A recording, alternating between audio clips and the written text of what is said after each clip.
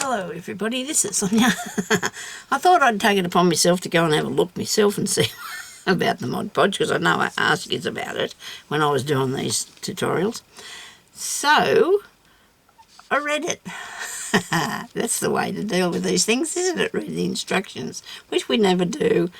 And we all say this doesn't dry, this doesn't dry, right? Now, it says on here that right, you put it on with the brush, right, and you clean up while wet with soap and water. To eliminate tackiness, apply a clear acrylic sealer over cured Mod Podge. Look at that, quite easy. Apply Mod Podge evenly owned. Oh, this is how to do. You can actually save your jigsaw puzzle by putting this all over the top of it, and then you put a thin coat of sealer and then it dries and you can have that, okay?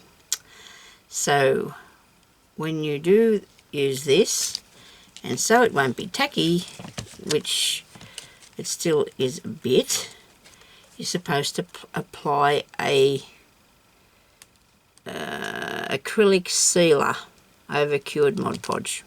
I imagine I've got some in my paint somewhere. I imagine it wouldn't be that dear, and it wouldn't be worth it to have the ability to do that and fix it without having to go, oh dear, that's all tacky and I don't like it. And so this wouldn't be sticky still, which is not sticky, but it will. I can just apply that over there and I can use this lady in my gypsy journal then, can't I? Look at that. So, just a little tiny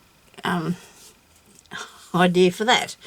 I think that was all. I just wanted to come back and tell you that I went and read the bottle. That's the way to do it, isn't it? I'll talk to you later. Bye-bye.